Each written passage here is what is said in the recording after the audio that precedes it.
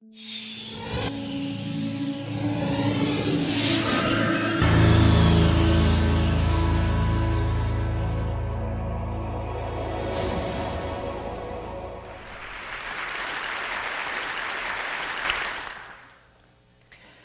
want to discuss with you this afternoon why you're going to fail to have a great career.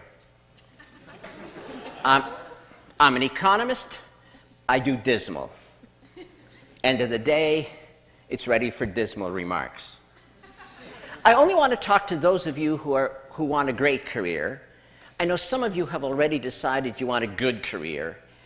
You're going to fail too, because goodness, you're all cheery about failing. Canadian group, undoubtedly. Those trying to have good careers are going to fail because really good jobs are now disappearing. There are great jobs and great careers, and then there are the high workload, high stress, blood-sucking, soul-destroying kinds of jobs, and practically nothing in between. So the people looking for good jobs are going to fail. I want to talk about those looking for great jobs, great careers, and why you're going to fail. First reason is that no matter how many times people tell you, if you want a great career, you have to pursue your passion, you have to pursue your dreams, you have to pursue the greatest fascination in your life. You hear it again and again, and then you decide not to do it. It doesn't matter how many times you download Stephen Jay's Stanford commencement address, you still look at it and decide not to do it. I'm not quite sure why you decide not to do it. You're too lazy to do it, it's too hard, you're afraid if you look for your passion and don't find it, you'll feel like you're an idiot. So then you make excuses about why you're not going to look for your passion. And they are excuses, ladies and gentlemen. We're going to go through a whole long list. Your creativity and thinking of excuses not to do what you really need to do if you want to have a great career. So for example, one of your great excuses is, well, great careers are really and truly, for most people, just a matter of luck. So I'm going to stand around, I'm going to try to be lucky, and if I'm lucky, I'll have a great career. If not, I'll have a good career. But a good career is an impossibility, so that's not going to work.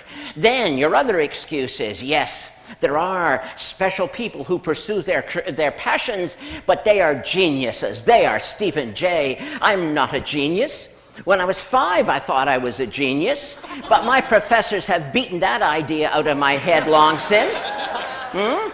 And now I know I am completely competent. Now you see, if this was 1950, being completely competent, that would have given you a great career. But guess what? This is almost 2012, and saying to the world, I am totally, completely competent, is damning yourself with the faintest of praise. And then, of course, another excuse. Well, I would do this, but, well, after all, I'm not weird. Everybody knows that people who pursue their passions are somewhat obsessive, a little strange. Okay, you know, a fine line between madness and genius. I'm not weird. I've read Stephen Jay's biography. Oh my goodness, I'm not that person. I am nice. I am normal. I'm a nice, normal person, and nice, normal people don't have passion. But I still want a great career. I'm not prepared to pursue my passion, so I know what I'm going to do, because I have a solution, I have a strategy. It's the one Mommy and Daddy told me about. Mommy and Daddy told me that if I worked hard, I'd have a good career. So if you work hard and have a good career, if you work really, really, really hard, you'll have a great career. Doesn't that, like, mathematically make sense? Not. But you've managed to talk yourself into that. You know what? Here's a little secret. You want to work? You want to work really, really, really hard? You know what? You'll succeed. The world will give you the opportunity to work really, really, really, really hard. But are you so sure that that's going to give you a great career when all the evidence is to the contrary. So let's deal with those of you who are trying to find your passion. You actually understand that you really had better do it. Never mind the excuses. You're trying to find your passion, and you're so happy. You found something you're interested in. I have an interest. You tell me. You say, I have an interest. I say, that's wonderful. And what are you trying to tell me? Well, I have an interest. I say, do you have a passion? I have an interest, you say. Your interest is compared to what? Well, I'm interested in this. And what about the rest of humanity's activities? I'm not interested in them. You've looked at them all, have you? No, not exactly. Passion is your greatest love. Passion is the thing that will help you create the highest expression of your talent. Passion, interest, it's not the same thing. Are you really going to go to your sweetie and say, marry me? You are interesting. Won't happen. Won't happen, and you will die alone. What you want is passion. It is beyond interest. You need 20 interests, and then one of them might be grab you, one of them might engage you more than anything else, and then you may have found your greatest love in comparison to all the other things that interest you. And that's what passion is. Now, that friend proposed to his sweetie. He was an economically rational person. He said to his sweetie, let us marry. Let us merge our interests. Yes, he did. I love you truly, he said. I love you deeply. I love you more than any other woman I've ever encountered. I love you more than Mary, Jane, Susie, Penelope, Ingrid, Gertrude, Gretel. I was on a German exchange program then. I love you more than All right. She left the room halfway through his enumeration of his love for her. After he got over his surprise at being, turned down, he concluded he'd had a narrow escape from marrying an irrational person.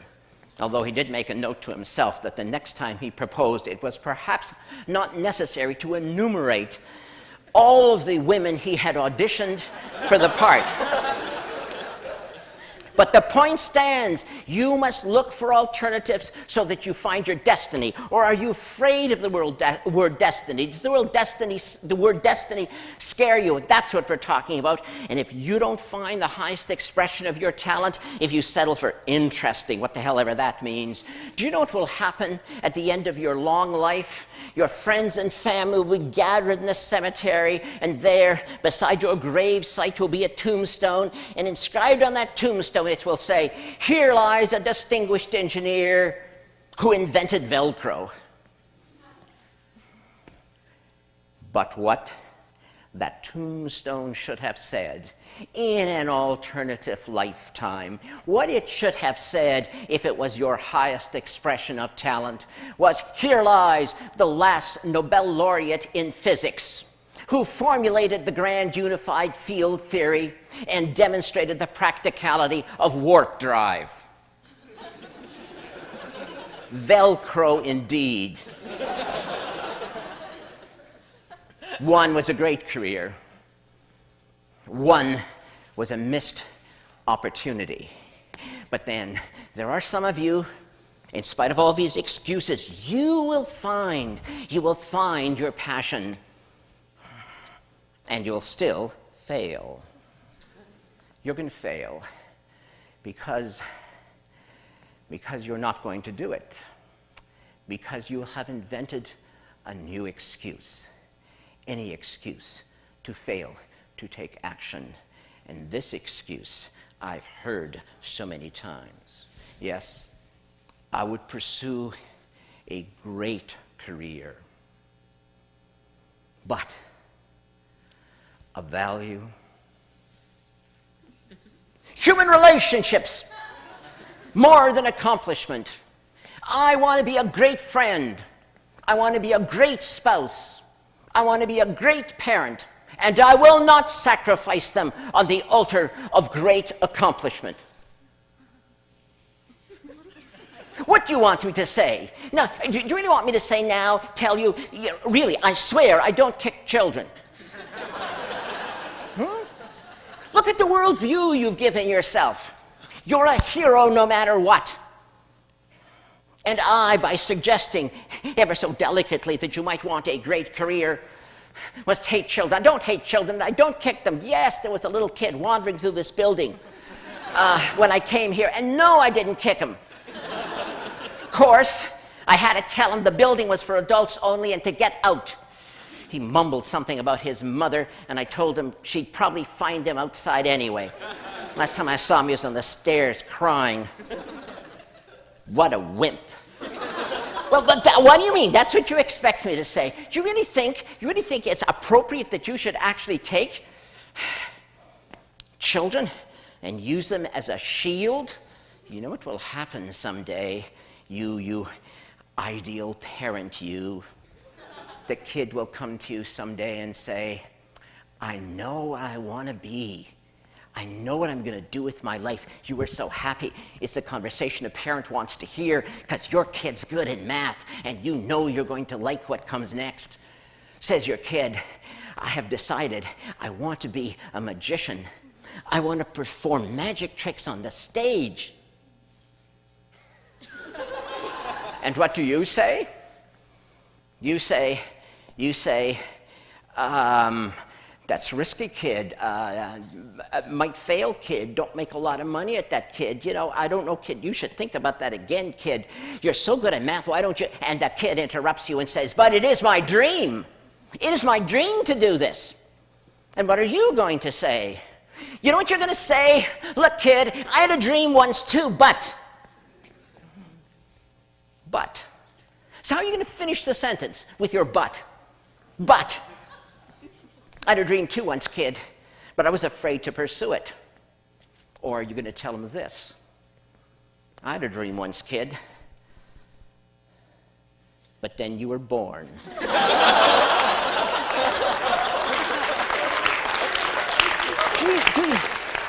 Do you really want to use your family? Do you really ever want to look at your spouse and your kid and see your jailers? There was something you could have said to your kid when he or she said, I have a dream. You could have said, looked the kid in the face and said, go for it, kid. Just like I did. But you won't be able to say that because you didn't. So you can't.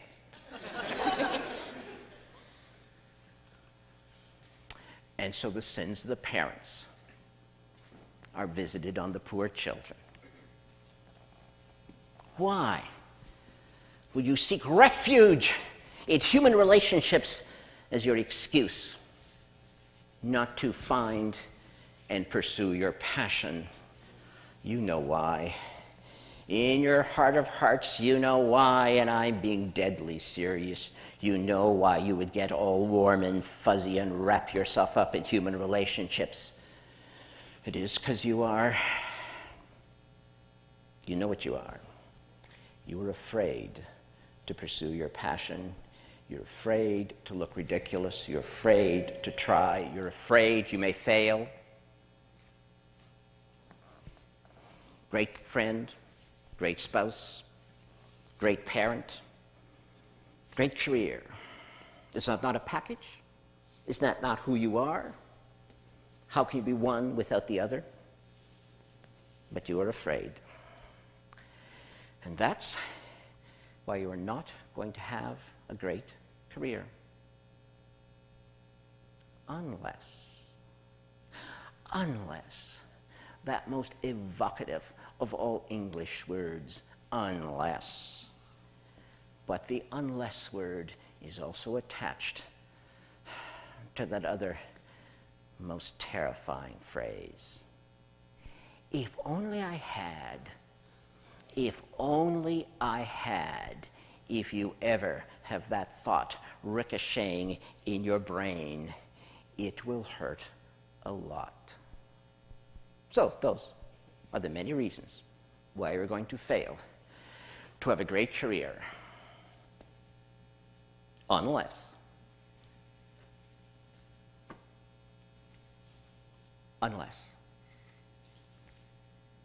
thank you.